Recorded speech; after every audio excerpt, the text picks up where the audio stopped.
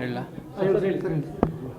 ಕಿರಣ್ ಹೊನ್ನಣ್ಣನವರಂತ ಇಲ್ಲಿ ಪವನ್ ಹೈಸ್ಕೂಲ್ ಎದುರಿಗೆ ಇರುವಂಥ ಒಂದು ಅಪಾರ್ಟ್ಮೆಂಟಲ್ಲಿ 6th ಫ್ಲೋರಲ್ಲಿ ಒಂದು ಮನೇಲಿ ವಾಸ ಮಾಡ್ತಾ ಇರ್ತಾರೆ. ಇವರು ಡಾಕ್ಟ್ರ್ ಇದ್ದಾರೆ, ಅನೆಸ್ಥೆಟಿಸ್ಟು, ಇಲ್ಲೇ ಚಿರಾಯು ಹಾಸ್ಪಿಟ್ಲಲ್ಲಿ ವರ್ಕ್ ಮಾಡ್ತಾರೆ. ಸೊ ಇವರ ಶ್ರೀಮತಿ ಪ್ರಿಯಾಂಕಾ ಕತ್ತನಹಳ್ಳಿ ಅಂತ, ಇವರು ಕೂಡ MBBS MS ಆಪ್ಥಲ್ಮಾಲಜಿಸ್ಟ್ ಇದ್ದಾರೆ.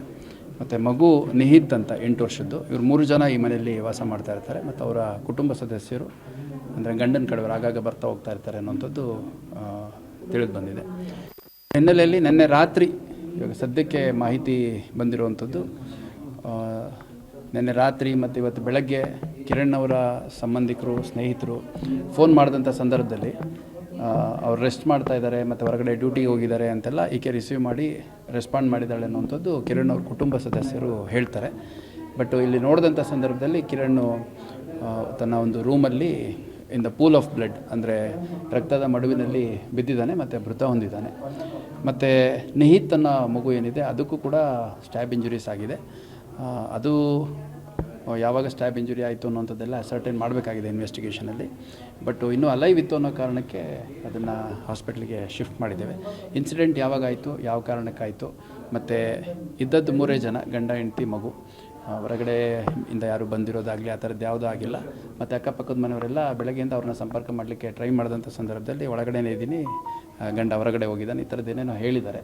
ಏನೇನಾಗಿದೆ, ಯಾರ್ಯಾರಿಗೆ ಕಾಂಟ್ಯಾಕ್ಟ್ ಮಾಡಿದಾಗ ಏನೇನು ಹೇಳಿದ್ದಾರೆ, ಮತ್ತು ಇಲ್ಲಿ ಏನು ಘಟನೆ ನಡೆದಿದೆ ಅನ್ನೋಂಥದ್ದನ್ನು ಕೂಲಂಕುಷವಾಗಿ ತನಿಖೆಯಲ್ಲಿ ನಾವು ಪತ್ತೆ ಮಾಡಬೇಕಾಗತ್ತೆ. ಒಂದು ಕೊಲೆ ಪ್ರಕರಣವನ್ನು ನಾವು ದಾಖಲು ಮಾಡ್ಕೊತಾ ಇದ್ದೀವಿ. ಸರ್, ಎಷ್ಟೊತ್ತಿಗೆ ಆಗಿರ್ಬೋದು ಸರ್? ಎಕ್ಸಾಕ್ಟ್ಲಿ ಗೊತ್ತಿಲ್ಲ ಸರ್. ಅವ್ರ ಕುಟುಂಬ ಮಾಡಿದಾಗ ಏನಾದರೂ ಮಾಹಿತಿಯನ್ನು ಕೊಟ್ಟಿಲ್ಲ ಸರ್? ಆಕೆ she is in a complete state of shock. ಏನೇನೋ ಹೇಳ್ತಾಳೆ, ಆಕೆ ಹೇಳಿದ್ದೆಲ್ಲ ನಾವಿಲ್ಲಿ ಹೇಳೋಕ್ಕಾಗಲ್ಲ.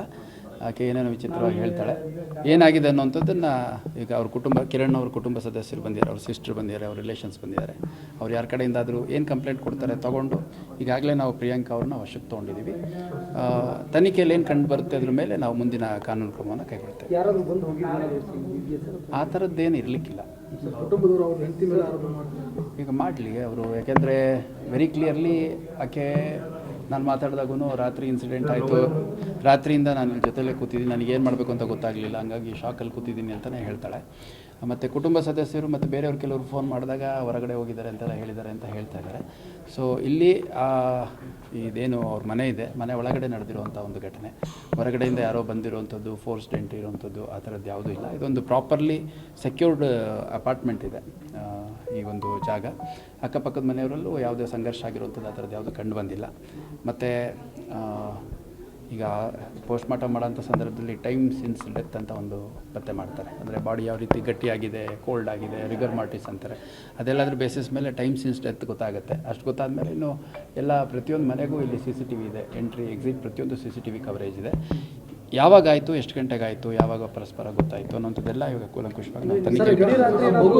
ಮಗು ಬಿದ್ದಿರೋ ಜಾಗದಲ್ಲಿ ಅವರು ಕುಳಿತಿರ್ತಾರೆ, ಆದರೂ ಕೂಡ ಮಗು ಬದುಕಿರೋದು ನೋಡಿಲ್ಲ ಸರ್, ನಾವು ಬಂದು ನೋಡ್ತೀರಿ ಸರ್. ಮಗು ಬದುಕಿದ್ರು ಅವ್ರ ತಾಯಿ ಅದರ ಪಕ್ಕದಲ್ಲಿ ಇಲ್ಲ, ಯಾಕೆ she is not in a good frame of mind, she is in a complete shock. ಆಕೆಗೆ ಏನಾಗಿದೆ, ಏನಾಯಿತು ಅಂತಂದ್ರೆ ಏನೂ ಹೇಳಲಿಕ್ಕೆ ಬರ್ತಾ ಇಲ್ಲ. ಮಗು ಯಾಕೆ ಹಿಂಗೆ ಬಿದ್ದಿದೆ ಅಂದರೆ ಗೊತ್ತಿಲ್ಲ ಸರ್ ಅಂತ ಹೇಳ್ತಾರೆ.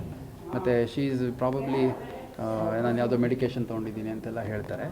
ಸೊ ನಾನು ಬಂದಂಥ ಸಂದರ್ಭದಲ್ಲಿ ಇವಾಗ ನಾನು ಆ್ಯಕ್ಚುಲಿ ಇಲ್ಲೇ ಲೇಟ್ ಈವ್ನಿಂಗ್ ಆಗಿದ್ದರಿಂದ 7 o'clock ಹತ್ತಿರ ಇಲ್ಲಿ ವಾಕ್ ಮಾಡಲಿಕ್ಕೆ ಅಂತ ಬಂದಿದ್ವಿ.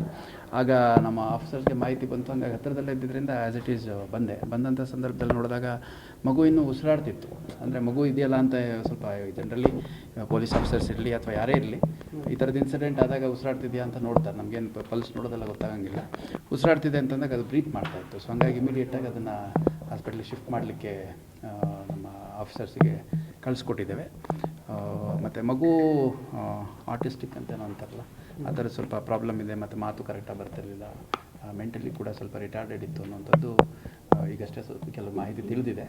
ಇದು ಸ್ವಲ್ಪ ಒಂದು ಕುಟುಂಬದ ಒಳಗಡೆ ಆಗಿರುವಂಥ ಒಂದು ಘಟನೆ ಅನ್ನುವಂಥದ್ದು ಹೇಳ್ತಾ ಇದ್ದಾರೆ ಕುಟುಂಬ, ಕಿರಣ್ ಅವರು ಮನೆಯವರು. ಏನು ಕಂಪ್ಲೇಂಟ್ ಕೊಡ್ತಾರೆ ಕೊಡಲಿ, ನಾವು ಕೂಲಂಕುಷ ಪತ್ತೆ ನೈಟೇ ಆಗಿರ್ಬೋದು ಸರ್. ಯಾಕಂದ್ರೆ ನೀವು ಹೇಳ್ತೀವಿ ನೈಟೆಲ್ಲ ಇದ್ರು ಮೇಲ್ನೋಟಕ್ಕೆ ಹೆಂಗೆ ಕಾಣ್ತೀವಿ ಸರ್? ನೈಟ್ ಆಗಿದ್ದೆಲ್ಲ ಡೇ ಪೂರ್ತಿ ಬಾಡಿ ಜೊತೆ ಅಲ್ಲ, ಮೇಲ್ನೋಟಕ್ಕೆ ಹೇಳೋದು ತಪ್ಪಾಗುತ್ತೆ.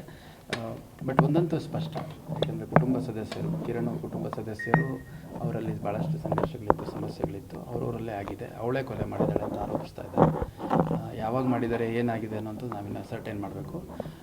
ಮಗು ಶಿಫ್ಟ್ ಮಾಡಿದ್ದಾರೆ. ಇವಾಗ ದೇವ್ರ ದಯದಿಂದ ಮಗು ಪ್ರಾಣ ಉಳಿದ್ರೆ ಮುಂದಿನ ತನಿಖೆ ಏನಿದೆ, ಇಲ್ಲೇನು ಜಾಸ್ತಿ ಕಾಂಪ್ಲಿಕೇಶನ್ ಇಲ್ಲ. ಯಾಕಂದರೆ ಲೇಡಿ ಆಕೆನೇ ಡೋರ್ ಓಪನ್ ಮಾಡಿರೋದು, ಎಲ್ಲರೂ ಇಂಟರ್ವ್ಯೂನ್ ಮಾಡಿ ಅದನ್ನು ಓಪನ್ ಮಾಡಿಸಿದಾಗ. ಮತ್ತು ಇದು ಮನೆಗೆ ಯಾವುದೋ ಹಿತ್ಲು ಬಂದು ಅಥವಾ ಯಾವುದೋ ಕಿಟಕಿಯಿಂದ ಹಿಡಿದೋದ್ರೆ ಆ ಥರದ ಸಾಧ್ಯತೆ ಇಲ್ಲ. ಸೊ ಅವರ ಇಬ್ಬರ ನಡುವೆ ಆಗಿರೋ ಒಂದು ಸಂಘರ್ಷದಲ್ಲಿ ಘಟನೆ ಆಗಿದೆ. ಯಾರು ಯಾವ ಕಾರಣಕ್ಕಾಗಿ ಈ ಒಂದು ಕೃತ್ಯದಲ್ಲಿ ಯಾವ ರೀತಿ ಭಾಗವಹಿಸಿದ್ದಾರೆ ಅನ್ನುವಂಥದ್ದು ನಾವು ತನಿಖೆಯಲ್ಲಿ ಪತ್ತೆ ಮಾಡ್ತೀವಿ. Okay sir.